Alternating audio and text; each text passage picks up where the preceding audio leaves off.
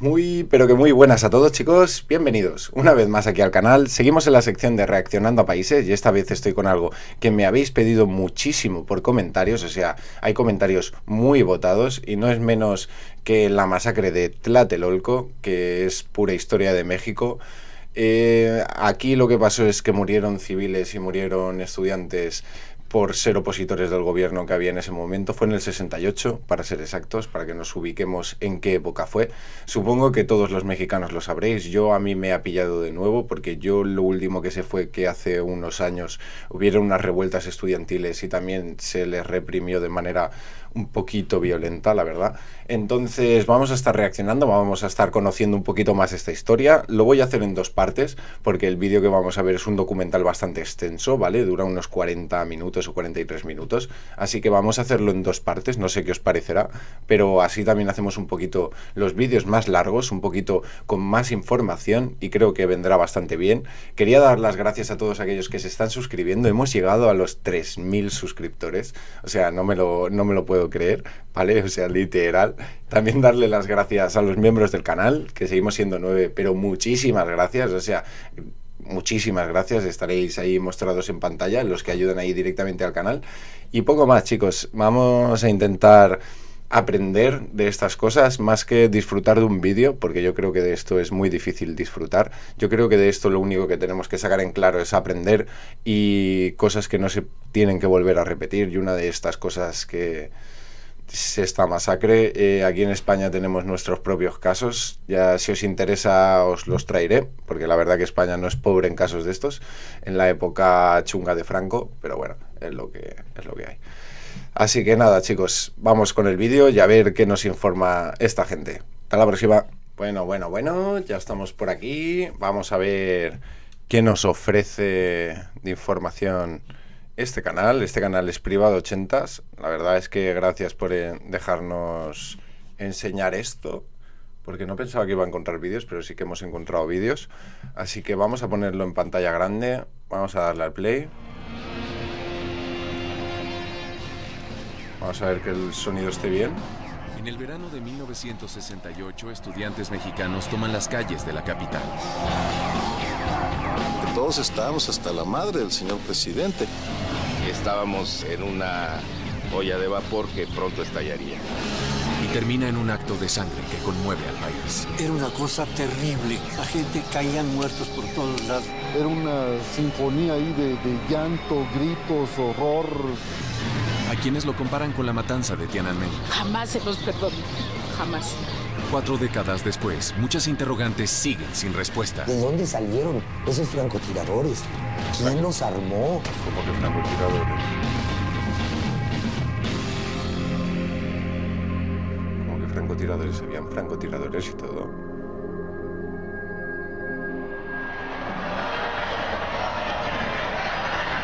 A ver en qué surgió todo. En pleno 2008, no es extraño encontrar una manifestación política marchando pacíficamente por las calles de la capital mexicana. ¡La lucha sigue y sigue!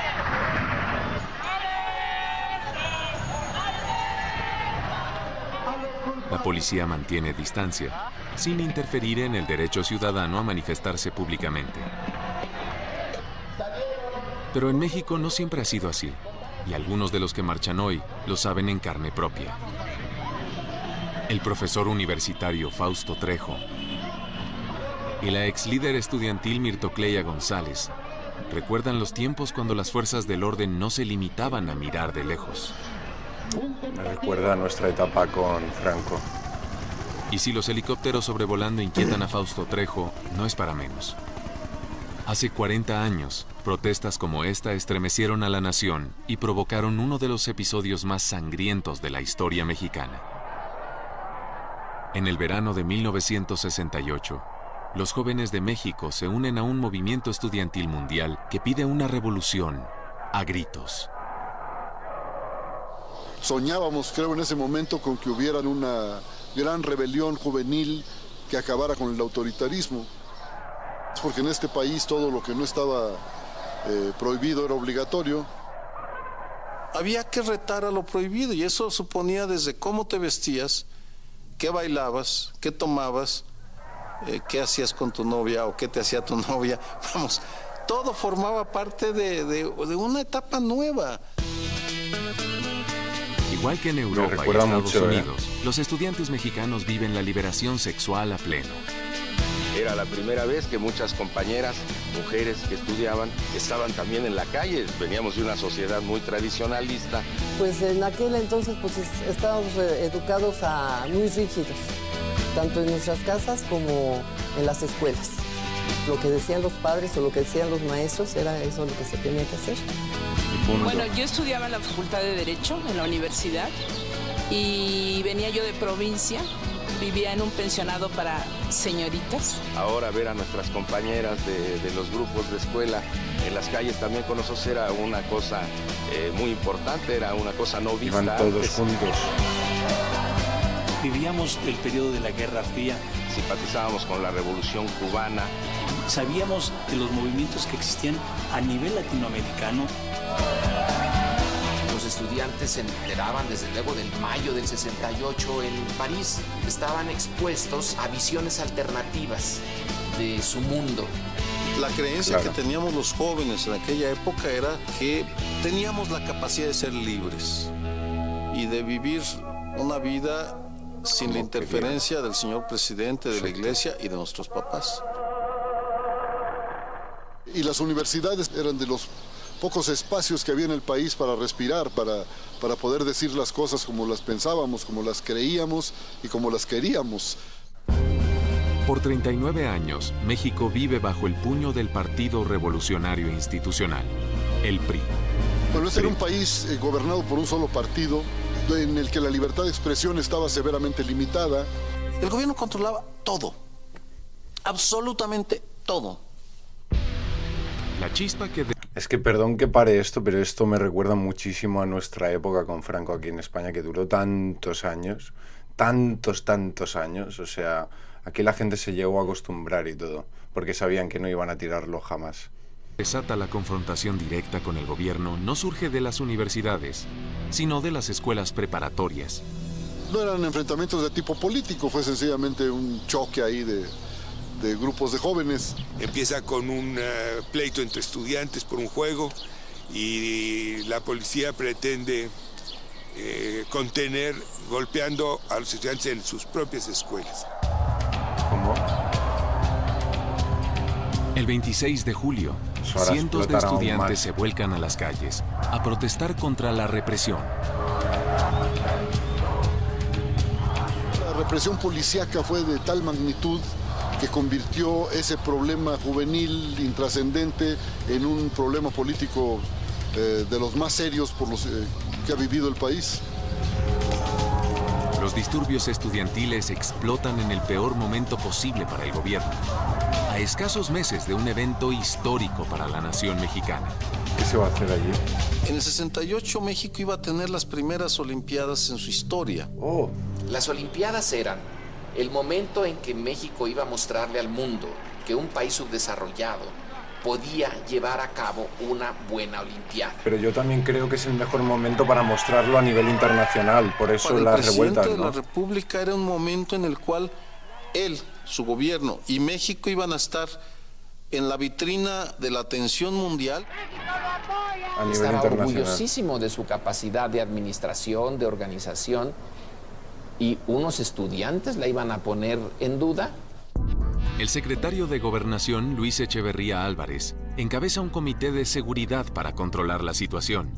Y el régimen crea un escuadrón militar especial llamado el Batallón Olimpia. El Batallón Olimpia era una unidad mixta del ejército para los Juegos Olímpicos, por eso se le llamaba Olimpia, para garantizar la seguridad en los Juegos Olímpicos. Y bueno, después se distorsiona, ¿no? Ese Batallón Olimpia, que después se transforma en un grupo de choque para mantener la protesta social y atacar el movimiento estudiantil. La represión del gobierno no se hace esperar. La ciudad de repente es un escenario de confrontaciones violentas con camiones incendiados y un descontrol absoluto. Entonces, a medida que se reprimía, en lugar de que nos frenáramos, pues nos daba mucho coraje, nos rebelábamos y pues se comenzó a armar un movimiento muchísimo más fuerte. Ya no eran solo los estudiantes, sino profesores, padres, madres, gente del pueblo. Lo que al inicio surge como una protesta espontánea, se convierte en un movimiento de resistencia organizado. Y eso preocuparía más aún al gobierno. Verano, miles de personas marchan contra el régimen autoritario del PRI. El gobierno reprime las manifestaciones, en ocasiones hasta con tanques. El presidente de la República sintió que su autoridad estaba siendo amenazada y empezó a resentir que en público los estudiantes le gritaran fascista, represor, y que insultaban al presidente, pues fue como una bocanada de aire fresco, porque todos estábamos hasta la madre del señor presidente. El presidente Díaz Ordaz para nosotros representaba lo más absurdo, lo más negativo, lo más obsoleto de una figura presidencial. Era un hombre muy, muy feo, con una gran dentadura, y le gritaban chango hocicón. En las marchas que se daban y que llegaban al Zócalo, mucha gente, en forma espontánea, lo voy a buscar, gritaba, nada más termino y lo busco. Al balcón hocicón, ¿verdad? Porque queríamos dialogar. Vale. Se quería una negociación pública con el presidente de la República. ¿Con quiénes? Con los estudiantes, que no era la iglesia, no era el gran capital, no era el ejército, eran quienes. Así que el presidente obviamente no podía aceptar eso. Hemos sido tolerantes hasta excesos criticados, pero todo tiene un límite. El 1, el 2 es cuando pasó esto. No podemos permitir ya que se siga quebrantando irremisiblemente el orden jurídico, como a los ojos de todo mundo ha venido sucediendo. El presidente Díaz Ordaz lanzó una serie de amenazas brutales en contra del movimiento. Lo que hace es recurrir de inmediato a la ocupación de la ciudad universitaria. El presidente ordena la detención de los líderes estudiantiles. Optaron por ocupar el campus de la ciudad universitaria en la idea de que de ese modo acabarían con el movimiento. Yo estaba en la facultad y comencé a oír muchísimo ruido y es impresionante oír las botas de los militares cómo avanzan. Y hubo grandes batallas que se enfrentaron a balazos. Arrestan a más de 800 jóvenes, pero las principales figuras del movimiento logran escapar. A pocas semanas de los Juegos Olímpicos, el Distrito Federal parece estar bajo ley marcial. Estábamos en una olla de vapor que pronto estallaría. Los líderes estudiantiles convocan a un mitin el 2 de octubre para responder a la crisis. El lugar, la Plaza de las Tres Culturas en el barrio central de Tlatelolco. Miles llegan sin sospechar que el gobierno ha decidido acabar con el movimiento estudiantil durante el mitin. ¿Qué dices? ¿Se aprovechan un mitin para hacer esto? La Plaza de las Tres Culturas fue construida sobre las ruinas de la antigua ciudad azteca de Tlatelolco. Frente al sitio arqueológico está la iglesia colonial de Santiago. Detrás, una torre moderna ocupada por la Cancillería mexicana. El edificio Chihuahua cierra la plaza hacia el este. Es el lugar perfecto para una emboscada. La Plaza de las Tres Culturas es un anfiteatro natural. Está rodeado de edificios muy altos que ven a una gran plaza. El 2 de octubre de 1968, miles de personas llenan la explanada frente al edificio Chihuahua, ajenas a la confrontación que se avecina. Nosotros llegamos de la forma más inocente, con la manta de la Facultad de Derecho, y todavía llegamos temprano, puesto que nos ubicamos ahí enfrente. Vi que mucha gente estaba arribando a la plaza y en cosa de unos minutos la plaza estaba totalmente llena. Había de todo. Obreros, estudiantes, vecinos. había muchísima gente. Estaban ya todo Algunos el mundo manifestantes traen a sus hijos. Otros llegan con amigos. Yo iba con mi novia, con la prima de mi novia y el novio de la prima de mi novia. En la plaza efectivamente no se percibían los signos de peligro. Pero en las calles que rodean la plaza se movilizan varios escuadrones militares. Todo lo que nos llegaba, porque nos llegaban compañeros, el ejército está moviendo. Pero ¿cuántas mítines, cuántas manifestaciones no vimos la movilización del ejército? Muchas veces. Tlatelolco estaba rodeado de tanques, de camiones de policía, de camiones militares. Sabíamos que podía producirse algo, pero no creíamos que fueran a reprimir a una multitud inerme. Bueno, entonces el mitin empezó a transcurrir tal como estaba planeado, de manera normal.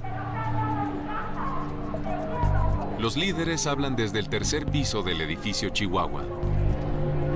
Me dirigía a todos los de aquí de la plaza, ¿sí? En esta parte de aquí.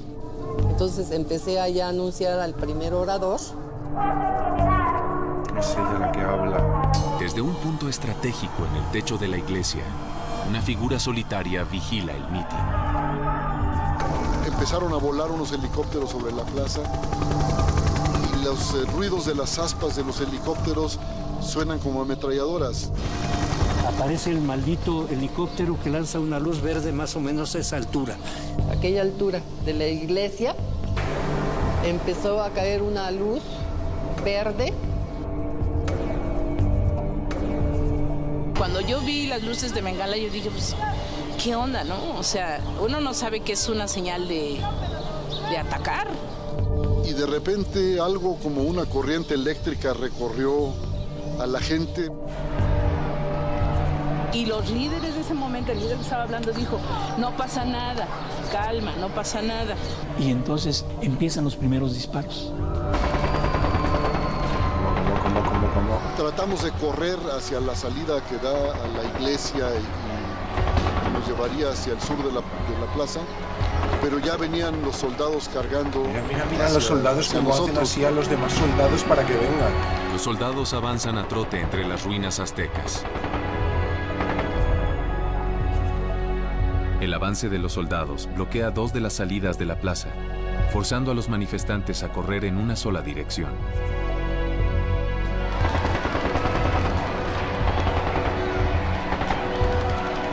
La multitud corre, se trata de ir, pero está cercada. No tenían para dónde correr, porque entraba ejército por allí, ejército por acá. Solo podían Venían correr con allá. el marrazo, la bayoneta puesta en la punta de los fusiles. De las azoteas del edificio Chihuahua aparecieron bastantes metralletas a dispararle al contingente que estábamos aquí. Pues era un correr para todos lados. Y nosotros gritando, no corras, son de salvar. Nos asomamos y pues ¿cuál? Pues se caían.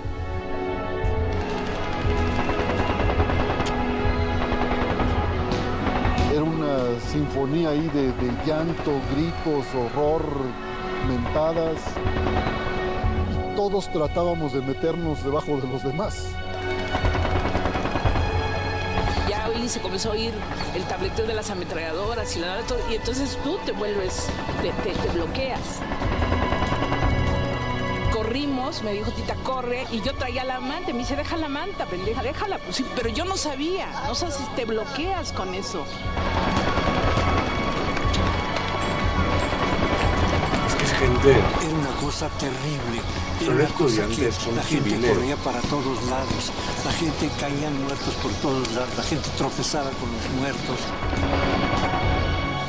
Yo quedé precisamente allí, abajo de esa asta, que no me pude levantar, las piernas se me doblaban. Y un muchacho, más o menos como de tu edad, más o menos, se acerca y me dice, maestro, vámonos, porque si lo ven lo matan. Yo recuerdo que estaba encima de otros cuerpos, que yo mismo tenía encima a otra gente. Recuerdo perfectamente que tenía yo la corva de una chica en mi cuello, que me impedía pues levantarme. Y así estábamos todos, algunos heridos, muertos.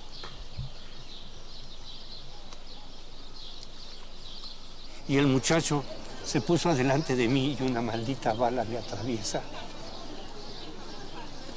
Le atraviesa la cabeza. Lloraban, sobre todo las mujeres. Y los hombres también, seguro que llorarían. Consolábamos a las otras compañeras que ni conocíamos. Eso es súper triste, tío. O sea, ¿cómo van hacia una multitud si el balazo venía de allá, de estudiantes de aquí, y civiles que están dando un mitin? El hecho es que aquí cayó, aquí.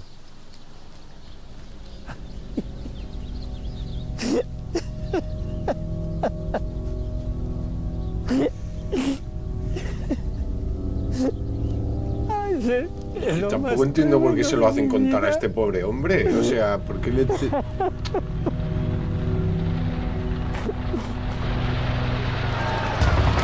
Los soldados también son víctimas de los disparos provenientes del edificio Chihuahua y otros puntos altos de la plaza. Y devuelven el fuego.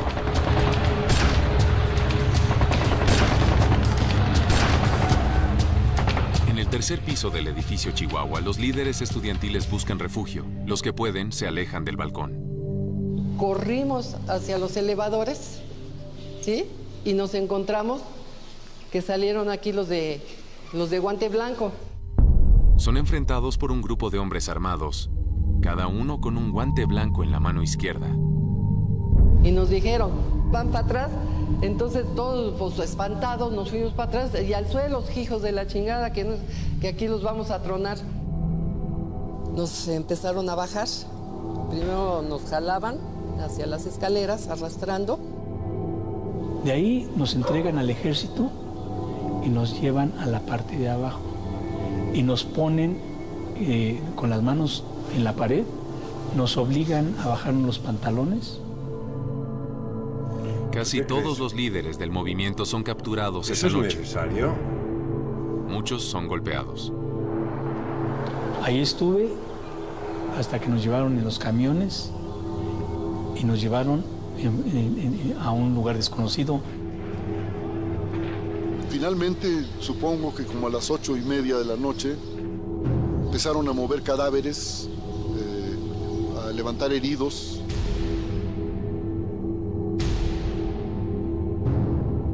La morgue local se llena de cuerpos, entre ellos, mujeres y niños. La cifra exacta de muertos sigue siendo un misterio. Nunca pensamos que el espíritu genocida del gabinete de la Changa Díaz Ordaz fuera tan criminal para hacer esto. No esperábamos esto, no lo esperábamos.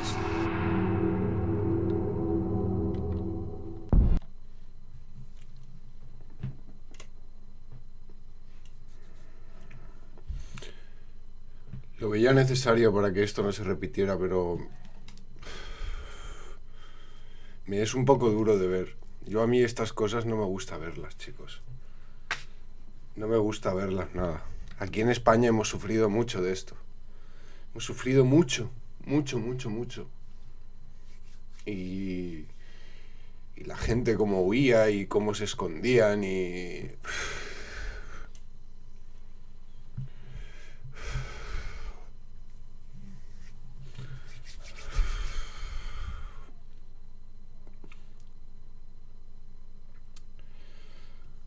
Lo vamos a dejar por aquí, la primera parte. Se lo voy a dejar por aquí. Parece un poco fuerte que un gobierno reprima así a su gente, sin crear los conflictos que, por ejemplo, se han creado en otros lados, y la represión no es represión, sino defensa. En este caso lo veo represión pura. Y no logro entender cómo un dirigente de un gobierno puede llegar a esa conclusión de enviar a fuerzas armadas a disolver una manifestación, y menos de estudiantes, o independientemente de que sea de estudiantes, para no juzgar ni condicionar la edad de nadie, una manifestación inerme, como bien han dicho, en el que se va a hablar. No lo logro entender. No lo logro entender y me costará entenderlo mucho tiempo el cómo los gobiernos pueden llegar a límites así simplemente por tener miedo a perderlo todo. Porque yo creo que el mejor momento para hacer la rebelión fue, o la mejor revolución, o como lo quieran llamar, o para hacer el movimiento del 68, fue ese, porque fue junto con las Olimpiadas, porque a nivel internacional se iba a mostrar lo que estaba pasando en México, y es jodido. Porque justo antes de hacer el vídeo le pregunté a mi madre, y es una de las cosas que son famosas de México, y me lo ha comentado un poco. No esperaba que hubiesen tantas imágenes. No esperaba que fuese más historia, que no hubiesen imágenes, que no... Joder. Nada, chicos, si veo que tiene bastante apoyo el vídeo, mañana les traigo la segunda parte. Pero la grabaré mañana, ahora mismo no puedo grabar más. Se la traeré mañana, chicos. Pero que por lo menos aprendan de lo que están viendo, de lo que han visto. Y entiendo que no se olviden ni se perdonen nunca estas cosas. Yo lo entiendo, de verdad. Yo lo entiendo. Les dejo, chicos. Nos vemos en el siguiente vídeo.